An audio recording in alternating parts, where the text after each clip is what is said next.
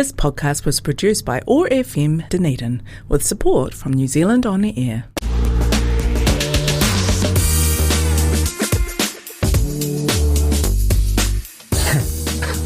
The good, the bad, the ugly with the doyen of local body politics, the Honourable David Benson-Pope.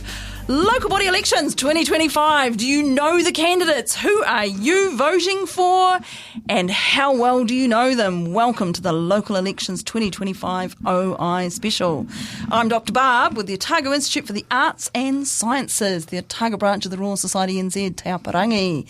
In this episode, we are speaking with not a DCC councillor. For the very first time in a long time, the DCC local elections do not have David Benson-Pope on the forms. And my co-host here, Trudi. You're everybody. Trudi has got everything under control today. Let's see how we go. So welcome, David. Thank you. Am I the good, the bad or the ugly? That's for you to tell us the good, the bad and the ugly around local body elections. Sorry. Oh, it's all right, we're just having some technical difficulties here, but Sorry. The staff have come and rescued us. Thank you all. Thank you, Tommy. Sorry, I turned the wrong microphone on, Trudi. It's not an attempt at censorship. I see. I haven't been here for such a long time, you're cutting me off. I just turned the wrong microphone on.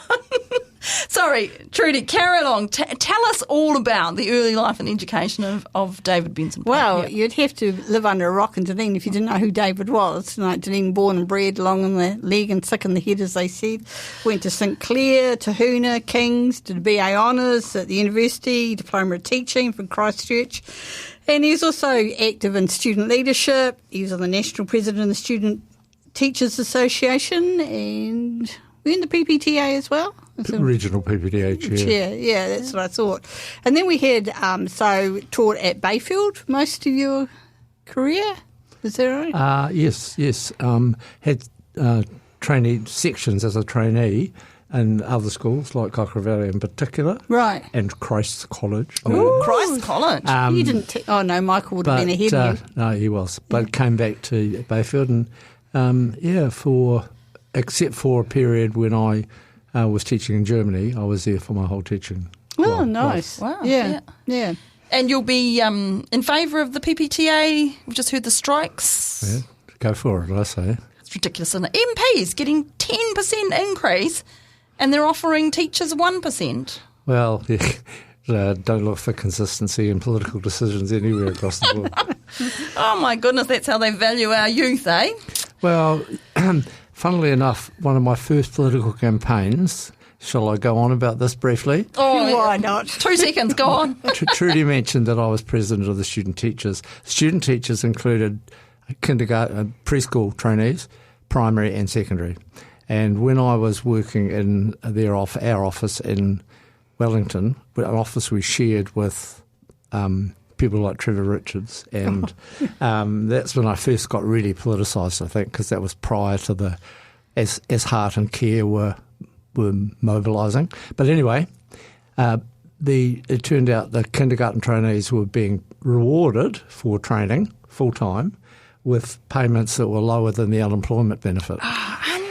And I thought that was a good slogan. So we had a wonderful march, which closed off Lambton Quay and got them... Which is, of course, in Wellington. Got them a much better increase than the 1% or nothing that they were being offered. Yeah. Right. Yeah. And you nicely segued there into your political career there. I think Trudy's got some words to say about your political career. Oh, just briefly. So there was an initial period on the Dunedin City Council from 86 to 99, yeah. So, and in those 13 years, you're on the Planning Environment Committee, Director of City Forests Limited, and lots of other committee responsibilities regarding decisions on infrastructure, environmental policy, and community amenities. Yeah. And can I just briefly give a shout out to Cliff Skeggs, no longer with us, of course, but I was a pretty bolshy young city councillor, and to his credit, he took me under his wing.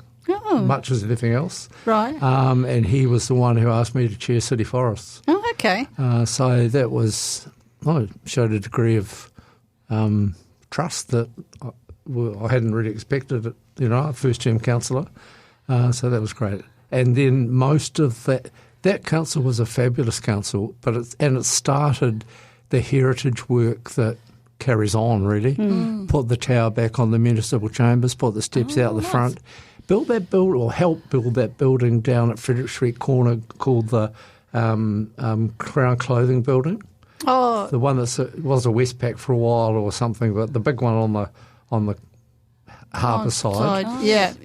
Because we wouldn't allow it to be demolished because it was too important in that space and that sort of work. And since then, of course, I've been involved with the campaign to get hold of the railway station, and also a really successful campaign to make sure that the department, courthouses, the Ministry of Justice, had to restore the courthouse. Oh my goodness! What an amazing building that is, and so absolutely the centre of the town there. Well, it's a real issue for us and other parts of the country, because after the Christchurch earthquake, a lot of the big ministries got a bit nervous about the safety of their employees, quite reasonably. And they all sort of got into a mine's bigger than yours or mine's newer than yours sort of mentality, which is what caused the problem with the courthouse here. Right. Because they wanted to move into a newer, more structurally sound building rather than spend a lot of money on improving and making safe a building that probably wasn't all that unsafe anyway. Yeah. So at least we've got that preserved. Same with the railway station. The city's now restored it twice. And it is, I think, the most photographed building in New Zealand. It's fabulous, isn't it? Which is absolutely amazing. But it is a fantastic building. The city paid $1 for that building. Wow. That's a good bargain there, really. A wee bit more for the land it sits on. Hey, that's it's interesting that, because that was sort of a bracket in itself, wasn't it? A decade in council there, and then you moved on to be a member of Parliament. I did, thanks to the good electors of Dunedin South. Yeah, so that was a big step, wasn't it? Pretty and much. That's where you get the honourable from, isn't it? No, that's it's not. Cabinet. Cabinet. Ooh, careful. Showing my ignorance there. Oh my God, Trudi, I'm going to hand back over to you. Yeah, so MP from Dunedin South, 1999 to 2008. And then that was an interesting period, a lot of change and progression, one would say, especially in the social area with the matrimonial, what was the name? Matrimonial property law and all the changes with to a marriage. Civil unions. That's the word. I was on 7 thank you. But Senior Government Whip, Minister of Fisheries, Minister responsible for the Law Commission, Associate Minister of Justice for Education, for the Environment, and then you got to Cabinet, and that's where the Honourable comes from. Funny things get triggered by mentioning things like that. The Associate Minister of Justice role, one of the people who reported to me was Geoffrey Palmer, of all people. So I thought, is this the right way around? Yeah, isn't that interesting? Geoffrey was chair of the Law Commission at the time. He was the president of the Law Commission at the time. So, and they reported to Parliament via that associate minister. It's a good illustration of the difference between governance and operations, isn't it? Yeah, there are also some amazing other environments that are unknown to people, and one of them is the Executive Council. The Executive Council is when ministers get hauled over the coals by the Governor-General. Oh. So whenever a bill has been agreed by Parliament and it's ready for gazetting, the Gov has to sign it. Yeah, on behalf of the Crown. Behalf of the Crown. Yeah. And in that context, the Governor-General of the day calls in all the ministers involved with legislation that month or that week and gives them the thorough going over. And I mean, I'd never heard. I knew there was something called the Executive Council. I didn't know what it was. I do now, having some people like couple of our governors general interrogating me about why we wanted to do X, Y, or Z. It's a fascinating experience. Just fascinating. I think Kev Tizard would be what I'd be slightly nervous about, like fronting up to your mother. Oh, gosh, yes. And then, of course, post-Cabinet, you came back to local government. So what triggered that? Well, I thought about it when I first returned to Dunedin, and I thought, no, I just need to have a bit of a rest and rest and recovery and get over the sort of really rough time I had. That's only 5 years. It's not actually that long, is it? But I couldn't hold back. Hold back. Probably my wife wanted me out of the house. Please, you said that because And I thought this was my third term again, but it's the fourth actually. Right. Well, I was trying to work it out the other day, and this term about to be finished, and I am still a city councillor for a week or two. Yes, that's true. Sorry, what am I talking about? That's retiring, not retired. 4 more years. Yeah. Yeah, crazy, eh? Fascinating. You're just 2013. addicted to this campaigning, to advocating on behalf of the community. In fact, that's the thing I don't miss. Not so much the campaigning, but having to go out and rebuild the road signs, for myself and others. Yeah. Just see the googly eyes are already out. Oh, my goodness. But and of course, in the current environment, when there are so many candidates, you can only imagine what the public meetings are going to be like. We've already seen one that was a sort of a set-up job by a few, not a widely invited audience. So I'm not. Well, of course, that's a good segue into us there, David. Thank you very much, because, of course, the OI have just today finished our OI candidates special. So this is what we're doing. We did a whole lot of local issues and kind of how-to registration and STV, all that sort of stuff with Janine Hayward and Amanda Verco from the ORC, Deputy CEO there, and of course Sandy Graham CEO from DCC. So we've done all those. Those are all out online. Anyone can look at them anytime and get them down on podcast. But what we've been doing over the last 2 weeks is we have been interviewing all the DCC candidates and mayoral candidates. So we sent the interview out to everyone. We had 75% uptake in the first 48 hours. That's good. And we sent the email out on the afternoon that nominations closed. And by the end of Monday, just over that 48 hours, we had 93% uptake. So there's only 4 of the 56, so 54 candidates, and then another 2 who are only standing for mayor. 54 for the council and 16 for mayor. Of course, there's some overlap there. Yeah. So 52 interviews, done and dusted. They're 15 minutes each. We asked them all the same set of questions, David. Fascinating. I think that's a really good public service, actually. I admire your patience. Well, we wanted to be fair. I'm a great believer in fairness, and we really wanted to give all of those people who are newcomers the chance to say something. Good. And I think, when you consider the numbers, as I said earlier, it's going to be challenging. It was bad enough last time.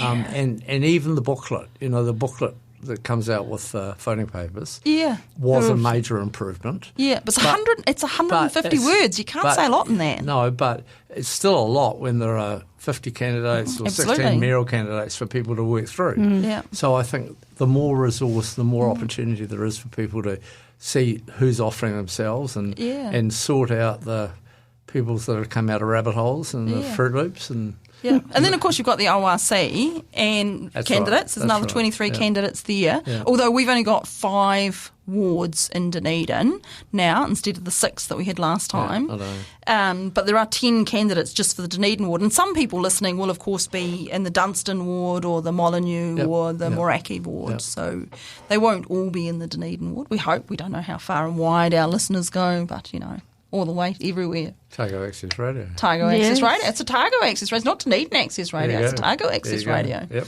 So you can access it from anywhere. Well, you can. That's I often think at this time of the year I really should invest in a printing company. And I'm sure there are a lot more billboards than there ever used to be. So obviously people have got more money to invest in their campaign. Well, money is one of those big things, isn't it? Do we think that money should be a thing that comes in? Do you want to go through the warm-up questions? Yeah, why not? They're just a bit of a laugh. Why not? They're just a bit, to warm people up, see how they like to... Be interviewed, get them going and sort of, and you do learn a surprising amount about them. Right, you ready to go? Yeah. It's 90 seconds to answer these questions, just like on Mastermind. And then I say... Oh, no, the weakest link. Yeah, you wanted the weakest link. I don't think people know what the weakest link is. Anyway, go. Tea or coffee? Coffee. Cheese rolls or sushi? Ooh, sushi. Trains or planes? Planes. How long have you lived in Dunedin? Since 1950. Wow. With a couple of breaks. But Mountains or sea? sea, I think. Taio or toi? Science or art? Art. What was the first one? Taio, sciences. Yeah, sciences. Trimmed verges or libraries? Libraries. Barbecue or pavlova? Barbecue. The last movie or long series you enjoyed? Sorry? The last movie or long series that you enjoyed? I watched and I enjoyed, not quite the right word, but the Paris Has Fallen that's currently streaming. Wow. Yeah. Terrifying thing, actually. Yeah, no, it's post-apocalyptic. Favourite artist or band? Ooh, music. Mm-hmm. Oh, probably Joni Mitchell. Oh, I love Joni Mitchell. Big Yellow Taxi. Yeah, I love Joni Mitchell. Paved Over Paradise. Paved Over Paradise. The last public toilet you used? The last public toilet I used was the one down by the railway station, actually. And your favourite book? Anne Applebaum. The Twilight of Democracy. Oh, gosh. Well, that sounds like a heavy read. Yeah, I don't know. Compulsory read. Compulsory read. It's all about... Say it again, Anne Applebaum. Anne Applebaum. Yeah. And it's called The Twilight of Democracy and the Parting of Friends. Oh, and it's in the Dunedin Public Library, I think. And it's all about the rise and influence of the alt-right and the far-right since the 30s and 40s. Oh, right.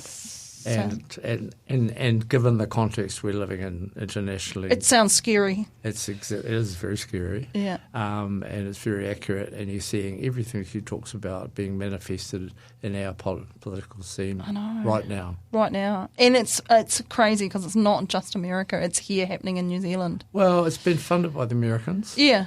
Mostly by the Cox and I think they try things out in New Zealand on a smaller populace to see if it works, and then they take it back to America. Well, it's, David Seymour, dare I wash my mouth out, was trained in Canada by the Atlas Foundation, all funded by these organisations, and he's delivering copybook right-wing changes, trying to deliver more.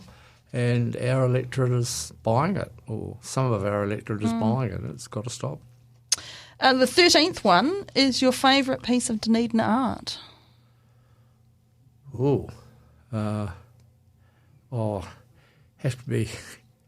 Have to be one of the many Ewan McDougall paintings I have. You're a Ewan McDougall fan, are you? Yep. Crikey dick. Except now, my son has returned to Dunedin. He's lecturing at the university, and he keeps stealing them. Oh no! Art theft here in Dunedin. To put on the walls of the walls of his recently purchased wooden bungalow. Oh, there you go. So, what do you think of those for warm-up questions? I think they're good. I'd be interested to hear what my former colleagues say. Yes, there's some interesting answers there. I think there are. Some of them are a little bit telling as well. I think. Anyway. Should have gone back for the cheese roll, should I? I thought you would have put trains over planes, but they take the same. And I only rejected cheese rolls because my wife reheated some very badly a week ago. Oh, dear. So I've been recently jaundiced. Right, fair enough. I've skipped ahead, Trudi. We're right down to here, to the long-form questions. The long-form questions, there are 8 long-form questions in our candidate survey. And I said the questions, some of them are a bit double-barreled, but I sort of did that on purpose because I thought that some of the newer candidates might need, 5 or 6 seconds just to think through what their reply might be. Everyone had a minute to answer these questions, 60 seconds. And Dommy, our producer, he timed it. And I gave them a little signal to say, you've got 10 seconds left, wind it up. And Trudi has sort of put them together with some of I think you've mixed up some of the short answer ones from the end. So some of them we thought, people just go on and on and on about that one. We all know how they stand on that. So we put them in the short answers. And this is more about in-depth conversation around some of Yes, the issues impacting absolutely. the city rather than, if you're a candidate, you come to it with a different perspective. So we were just going to, build on your article in the ODT about how you still want to be involved in the direction of the city. Were you misquoted? No. And you have more than 60 seconds, so you have an advantage over all of those other candidates. But as Trudi said, we thought, actually, you've been around a long time and you're not trying to get re-elected, so you can tell it to us how it is. So that's a challenge. I'll try. So you never tell it how it isn't anyway, do you? So Mostly. If it's one of your endearing qualities or biggest handicaps come campaign season, it's telling it how it is, I would say. I was at Mitre 10 the other day. I'm not advertising for them. I just they had the product I needed. And I'd forgotten my hearing aids. And the woman at the counter said, David. I didn't know who she was, but she's a lovely woman. That man wants to talk to you. Turn around and talk to him. And that's what he said. He wanted to say thank you for your years of service. Saying it like it is. Yeah. That was nice, yeah. Yeah. So, yeah. That's good. Gets you in trouble, though. It does get you in trouble. But not here. No, hope not. Not here. As long as we don't swear on radio, we're good. I'm behaving. You are behaving. You're doing well. Trudi, take it away. Question number 1. Right, so if we think about Dunedin's strategic vision and its role, or the council's role in long-term planning, what do you think are the biggest issues facing the city in the next 10 to 50 years? Well, I think, first of all, hope the new council gets on with it. I think this current council has been totally poleaxed by too much navel-gazing. Right. Constantly reviewing everything, every strategy. You don't need to review strategies. Mostly if strategies are okay, they might need to be looked at. They might need to be, you might need to change the odd word, but extensive staff resource has been gobbled up in what I call navel-gazing, because that's what it was. And when you're doing that sort of work, you're not actually doing anything. And I think too many of the current councillors think that having a meeting about something is actually achieving something, and that's not necessarily the case. It's much better to get on with stuff. Do something. I totally agree. So we have this long-term district plan. Yes, the strategic vision. Sorry. Yeah. So they've spent the last 3 years revisiting that, or after we've been through consultation and... Well, and that came up. This very issue came up in a wider sense at the meeting earlier in the week, Tuesday, when there was argument about the policy in relation to urban form. Urban form. What do we mean by that? What the city looks like. Right. Not the particular architecture, but where things are built and so on, right? Yeah. And we've all heard people saying, "Oh, there's not enough housing. We need more," and we do.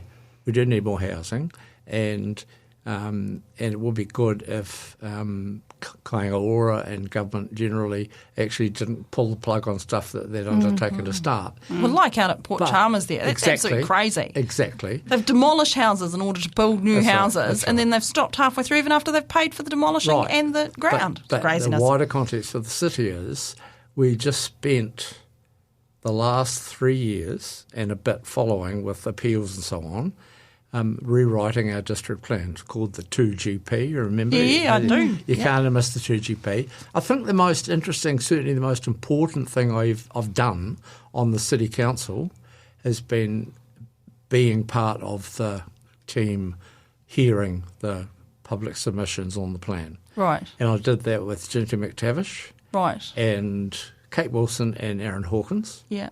And two outsiders, two planners. David Collins from Christchurch, a very distinguished planner, and Gary Ray, similarly distinguished from Nelson. And that took 3 years. Yeah. And it's a pretty thorough document, though, isn't it? It's huge. And when I think about the commitment, it's extraordinary the time we put into it. And because it's so important, the time goes quite quickly. And what the 2GP does, what the district plan does, is sets the rules. Sets the rules for what and where. Yeah, so what can be built, where it can be built, exactly. how high it needs to be, where flood protection is. We know we don't don't want buildings that are out of place built in the city. We know we want maximum heights for buildings. We know we want them to be safe and insulated and warm, and some of that's Building Act and so on. But we also know we don't want farmland being gobbled up when productive soils are being wasted.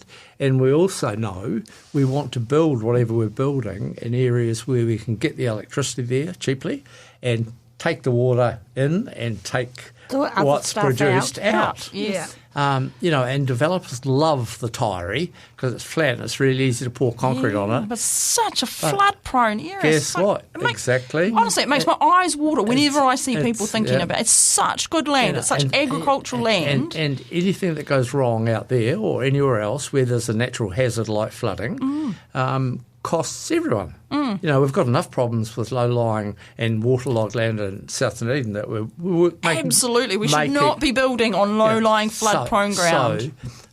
So the vision of the city is clear. We don't want urban sprawl. Right. We want to encourage intensification, and you're seeing that on lots of transport routes. I drive along Muswell Rise every day pretty much, and there's lots of housing and replacing grotty old, cold, wet wooden villas. Wooden villas, yes. And so I'm not saying they're cheap. Construction is expensive these days, but they're warm, they're dry, and they're much more fitted for purpose, right? Yeah. So that's all agreed. We've agreed for years. The debate's gone on for years. It's all now agreed, and I think even the last appeal is pretty much finished. Yeah. It's all operative. Yeah. And what did we get at council this Tuesday? Someone arguing that we shouldn't have all these rules. Someone saying we shouldn't plan for that. We should let people do whatever they want, wherever they want. Eh? So, honestly, it does my head in. What I would say to candidates is, please don't just go off on flights of fancy.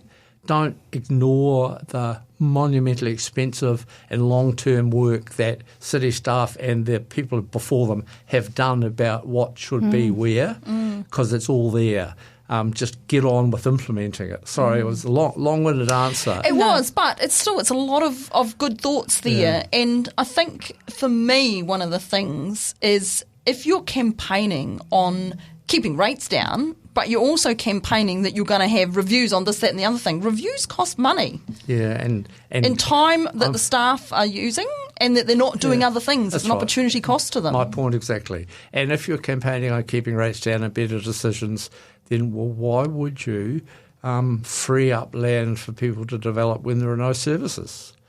Because a developer might have to pay for the pipes in the development and the curbing and all the rest of it, but it's hard to get them to pay for the ongoing cost of what the treatment plants have to do or the water treatment. I think Queenstown Lakes District are finding that now. Don't start me on that. No, we won't. We haven't got time for that. We're going to move on. Trudi, the next question. So you've got 2 follow-up questions there. Well, we could... So this is about South D, of course. So which future options do you think reduces the risk or mitigates the risk most of the city? I think the one that is the one that's most popular with the community. And I thought that before I saw that, so I was quite pleased that let's talk about mainstream. Yeah. I mean, Forbury Park, it's got to be a wetland. Well, it's ridiculous. It's there, the council owns it, they need more space for the water to be storage. And we bought it so that we would have that opportunity in the future. Because if it had been sold privately, it would be being built on now. Yeah, which is crazy. And so I think the opening up, I really like the idea of opening up waterways here and there when we can. I think it would be fantastic.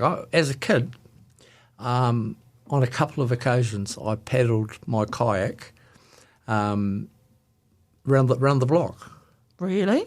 I'd rather... when it flooded, you mean? Yeah. Not because there wasn't any... Sorry. I was having flashes of how old is this man? No. And in fact, funnily, that reminds me once when I was standing outside my electorate office in King Edward Street, a woman came up to me and said, I can remember when you paddled your kayak around the block.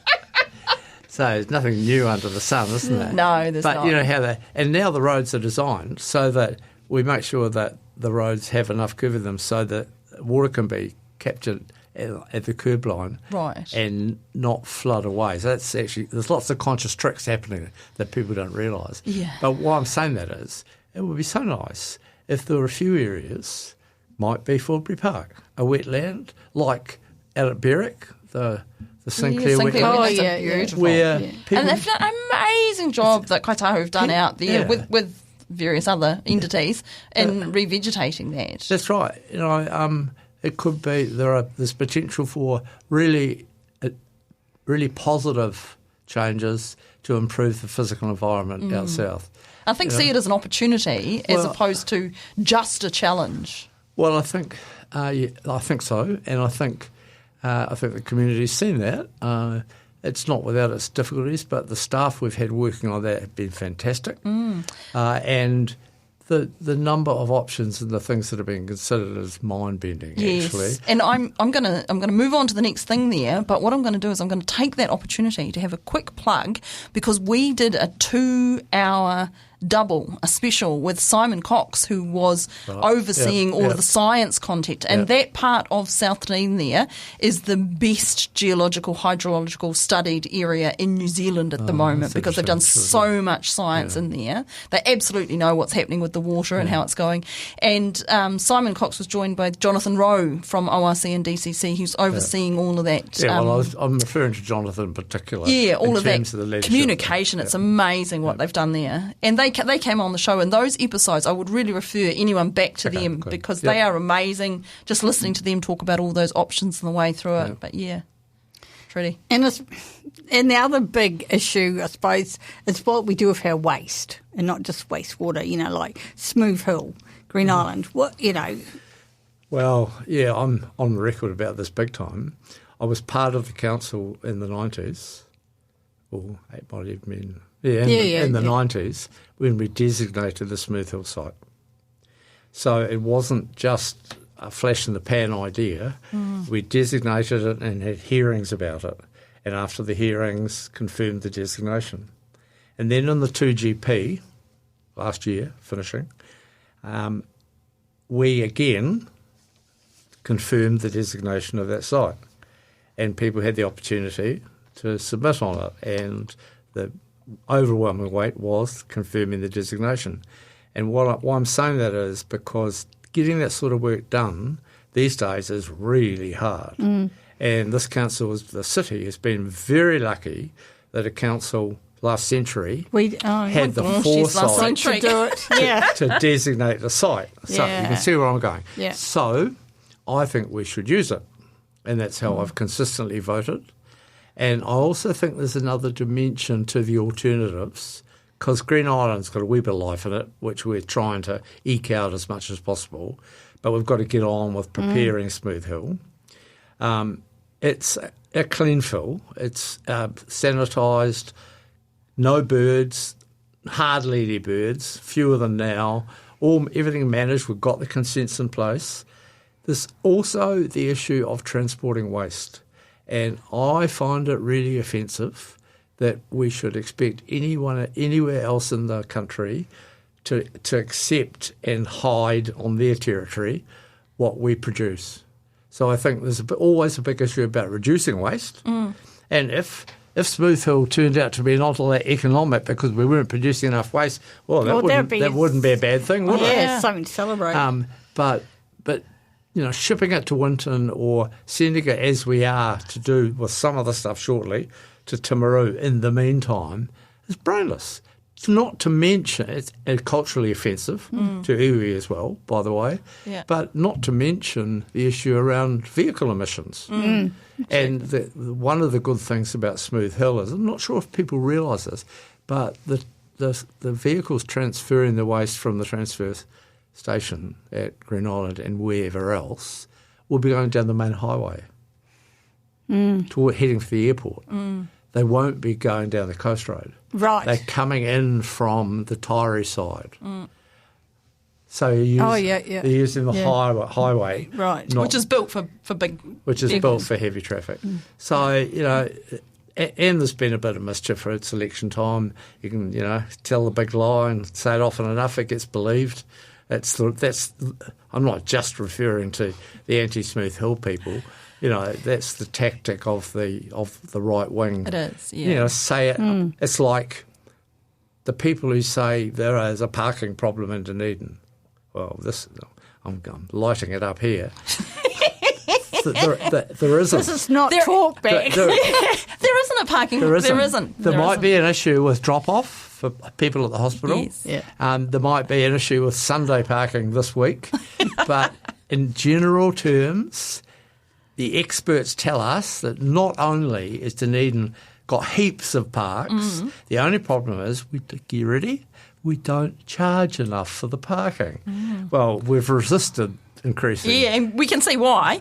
But, we've got a couple of people who bang on at the council table every opportunity to say there is no parking, there is no... And so there's heaps of parking, but you have to be prepared to pay for it. That's become the grand lie. And when it comes down to it, why should other people pay for you to bring your ton of metal and leave it sitting in the middle of town all day? Yeah, it's crazy. So... let's just say that the majority of the council, it sort of teeters a bit, but the council leadership doesn't have that sort of vision. Yeah. I would just ask one question, and it's a minor question. I'm sorry, Trudi, it's going totally off script, but it's been bugging me, and it's around the disability parks. Because I think it's fantastic that the DCC has moved to charging a $750 fine government. Honestly, I don't say many good things about this government, but I do think that that's a good thing, charging a $750 fine for parking in a disability park if you don't have the disability ticket. Yep. I think that's fair enough because people shouldn't be parking in them, and not just parking in them but sitting there and dropping off. But what I do wonder is if there's a lot of people out there who should have disability tickets but who don't have them because they feel bad, I'm not that disabled, or... because and I only recently realised that you have to pay for the disability tickets, and I think they shouldn't have to pay them $50. I didn't know that.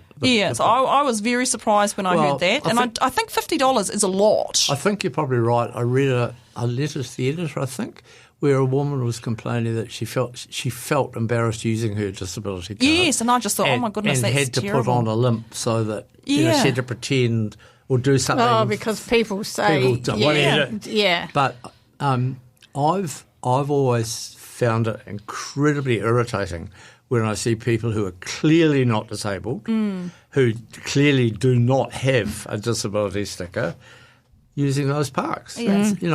It's just a bit of really gross, offensive selfishness. Yeah. And entitlement is what it is. Yeah, well. Entitlement. And I think, there's a lot of people who have disability cards and they don't have a very obvious disability. So it's a clear disability that they are. And I think that's a decision that's best left to the doctors. Yeah. If you've got a medical certificate that says you need a disability card, then you go and get one. And I don't think you should have to pay for it. Well, and I don't think it should be I don't think whether or not you have a disability ticket should be something for politicians, DCC staff, or anyone to know aside from your doctor. Yeah, I agree. And I didn't know about the charge, though.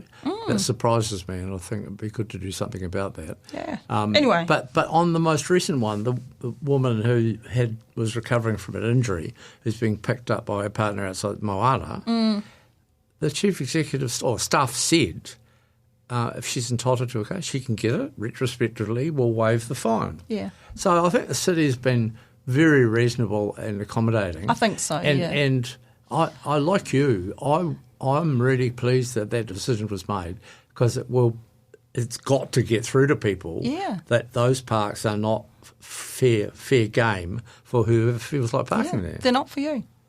Yeah.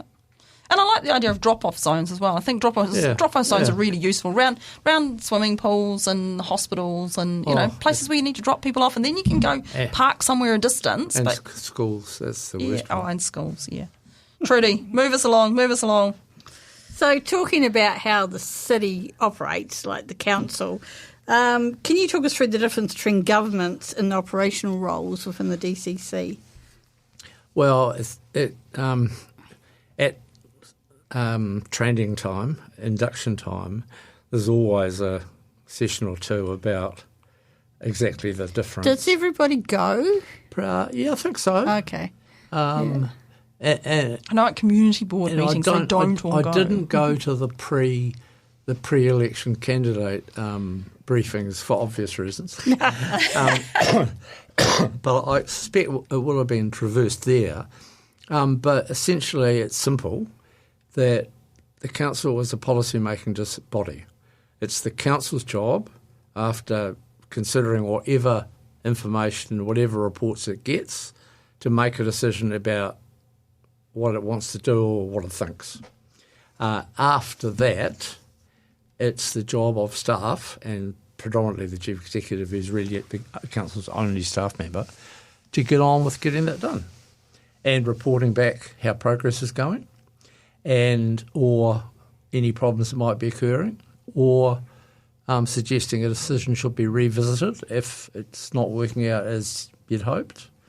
And this council has been particularly bad with a number of who shall remain nameless people meddling big time in operational decisions. So you would say that it's that separation of duties, responsibilities is really important to ensure transparency, accountability and community representation? And I think it costs money as well. Yeah, and also in the integrity of council decisions. Right. Because that degree of separation of what you do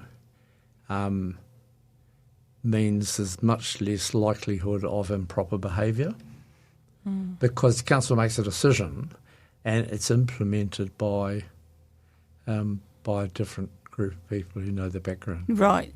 So do you have like conflicts of interest? Because you could have a councillor whose partner could be a council staff member. So how do we... we have a register of conflicts, which is at the start of every meeting agenda. It's quite extensive.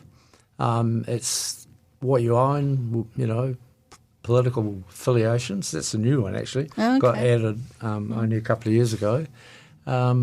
Groups that you belong to. I'm a member of the Yellow-Eyed Penguin Trust, so it's quite upfront. It says there that I'm a member of the Yellow-Eyed Penguin Trust. Not especially active, but I pay my sub and I read the newsletters, and I'm greatly supportive of their activities. But I don't get involved in political decisions about YPT, and similarly with if I owned or lived in a heritage building or something, I would not involve myself. So people have to say how they're going to manage conflicts they have. And that's done. It's not perfect, but we're a lot better than central government. Oh, true. Damned with faint praise, but there's some extraordinary examples of landlords making legislation that actually benefits landlords. Let's not go into that because we're running short on time. I've got a couple of questions here that were in the short questions, and I imagine that you can do them in a yes/no as well. Do you consider DCC councillor to be a full-time job? Absolutely. And should local government have a position on international affairs? I guess it depends whether they're a human being or not. I can't imagine. People have a lifetime of experience and thought and positions on everything. How can you possibly divorce what you think about, in this case, Gaza, from what you think about humanity, what you think about genocide, what you think about the appalling behaviour of the Israelis? My view is pretty clear. You can't. And what's more, on that debate, we were talking about the families of Dunedin residents. We have a Palestinian community in this city, and a lot of them, all of them probably, have family, if they haven't been killed yet, and some have, brothers and sisters and parents and children, and the whole damn list in Gaza. And we supported a request to government to get family assistance visas in place so they could get their family here. No action. And then we supported, the second time the issue was raised by Christian Garry, it was to write and support the Swarbrick bill for sanctions on Israel, basically. And I think the slowness of our government in responding to the genocide in Gaza is an unbelievable stain on our international history. And I think it's entirely appropriate and acceptable and desirable that people sitting around our city council table voice their opposition to that sort of behaviour. Now, you wanted a yes or no? I did want a yes or no, It's but a very long yes. and Trudi, you've got a long question here. I do have a long question. So, I'll give you a short answer. So what's your perspective on the importance of the role of Maori in local governance within a Tītiriti context? I think the council under Dave Cull made huge progress in that matter, in that area. I think we've been extraordinarily well served by the representatives that we have in the city from Aotearoa and Puketeraki. And I can't not name Edward Ellison in particular. It's amazing, yeah. And it was really nice. He's stepping back a bit, from his responsibility. A bit like you. Yeah, I thought that. There was a really nice thank you, Edward, function for him. Oh, nice. Recently. Nice. And that was good that was done. But that involvement by some key individuals, not just Edward, has led to some really good decision making against quite a lot of resistance. We know we had that awful code of conduct hearing on the council with our... Yes. People know what I'm talking about, so I won't defame anyone. And that has been tortuous, and that's why I feel so strongly about these gratuitous, silly changes that have just been introduced to what books the young children are allowed to read. I mean, it's just so culturally insensitive. And we're burning them shortly. And so bloody unnecessary. Oh, it's crazy. We're not supposed to swear, though, so we are going to move on to the next question. You can swear in Parliament. Depending on who you are, apparently. Oh, I didn't say that. I didn't think the B word was a swear word. It's on a Toyota campaign. Community boards. So they suffer from a low number of candidates and a perceived irrelevancy. What value do you think they bring? Should they be restructured, amended or strengthened? I was first elected under a system that had wards. A follow-up question here. Any thoughts on a student ward? So feel free to answer that in the mix. Well, I'll answer it in the same go. I think wards were really good because, for those who don't remember, the East Ward had 3 councillors, me, John Bazette, and who was there? So anyway, there was another one. And some wards had 2, some might have had Bill 1. Wakeland, no. Yeah. Population-wise. They're really good because if you live somewhere, you should have known much more easily who your ward councillor was. Right. And that was the go-to. One of them, or the one if you only had one, was the go-to person for your water problem or the drainage or whatever, which was really good because people could then get in and advocate. And so the connection between the community and was much closer. Councillor was much closer. Now people have to choose between they're one of 15 or 14. Yeah. And I think it depends on the candidate a little bit because some candidates do sort of run with a particular group in mind, I think. So anyway, I thought wards were good for that reason. And then we moved to an at-large system quite recently with STV, fortunately, which does balance things out better. Yeah. And in that context, much and all, as I have a problem with community boards because they don't cover everywhere. Right. That's why we, in the previous council, introduced place-based funding for community groups in areas where there wasn't a community board, but not just, because, for example, there's place-based funding in Middlemarch. Right. And they work with the community board. Right. And there's also a place-based group in Moscow that works with the community board, but they do different things. Right. And basically it was a way of supporting community organisations that were self-starters. Right. Like the... North East Valley. Like the North... Yeah. What are they called? Valley something. Valley Project. Oh, Valley yeah. Project, yeah. Like the Valley Project. My brain just fizzed then. They were one of the early ones who are fantastic. You know, and if I don't bring home the Valley Project newsletter, I get. Where's the Valley Project newsletter? Really useful community work, and so I'm still in two minds about the wider value of community boards, but I think we've corrected an imbalance with that place-based funding, which I hasten to add was attacked recently by the right-wingers on the current council. I mean, you could think, okay, well, should we just get rid of community boards and just have place-based funding in all the places and then people get to them? Or is that not going to work? Well, the place-based groups seem to generate a degree of energy that community boards don't always. Yeah, and see, why don't community boards? Well, there might be something that needs to be looked at. I don't think the system's right at the moment. I'm not sure what the solution is. Right. Yeah, I was out at Mosgiel the other day, first time I've been out there for ages, and I thought, you know, it's quite a different community from other parts of the city. Yeah, So, yeah, and I was thinking, yeah, wards, I can kind of see how do they know that the issues facing them, which could be different to what's happening in Portobello, get represented, and I think that, I'm going to jump in here, and the next question is going to be a funny one because there's a bunch more questions. We don't have time to ask them all. Which one would you like to answer?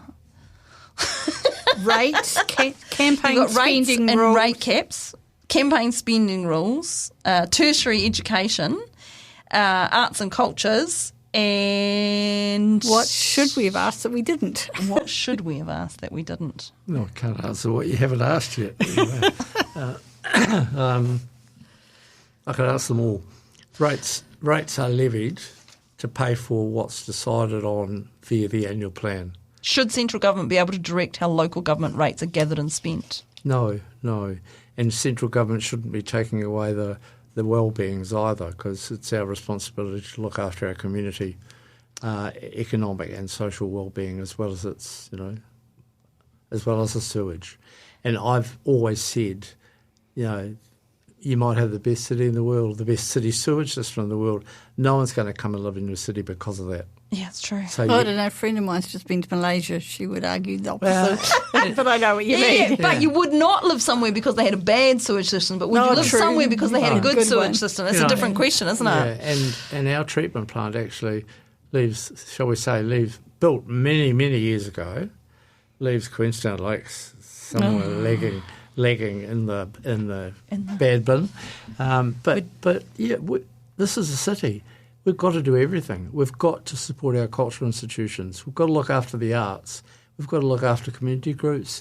We've got to look after dozens and dozens of different sports fields and community buildings. All of those things have to be done. And that's what the annual plan's for, and the 9-year plan, 10-year plan's for. And if people don't get involved in the decisions that are made at the front end of what's going to happen in the next decade, then they shouldn't be complaining, when they get their rates bill, actually. I asked everybody in this questionnaire, what public toilet they had last year, as I asked you. But then in the short questions, I asked everybody, public toilets, nice to have or essential infrastructure? Essential infrastructure. Yeah. Every single person said essential infrastructure, and yet in the 9-year plan, public toilets were removed because nice to haves are not. No, I agree with There's you. not time there. Although we are building the Changing Places one, which is increasing the number of toilets down there. Right. And that was an extraordinary. Extraordinary to me. Extraordinary decisions made. And then again with the that comes from community boards as well, because most of the ones that are on that list of ones for the 9-year plan are around community board areas. The toing and froing we've had about the shared path toilets and all the rest of it. Goodness me. Yeah, it's craziness. Hey, we are getting signals to wind down. It's frustrating, though, because of the vandalism that happens. It hasn't been so bad lately, but I think about the ones in town. The idea of, I've got a brother who's brother-in-law who's a plumber. I know the sort of things that people do to toilets because they think it's funny. It ain't funny. It isn't funny. It's costing the vandals. It's costing. Much and all as we are better off than most places. I hate to do it, David, The Right Honourable David Benson-Pope. Thank you very much for joining here. I have to cut you off. Not Right Honourable. No, just an Just the Honourable. Correct. Goodness me. I couldn't. Always right, I think.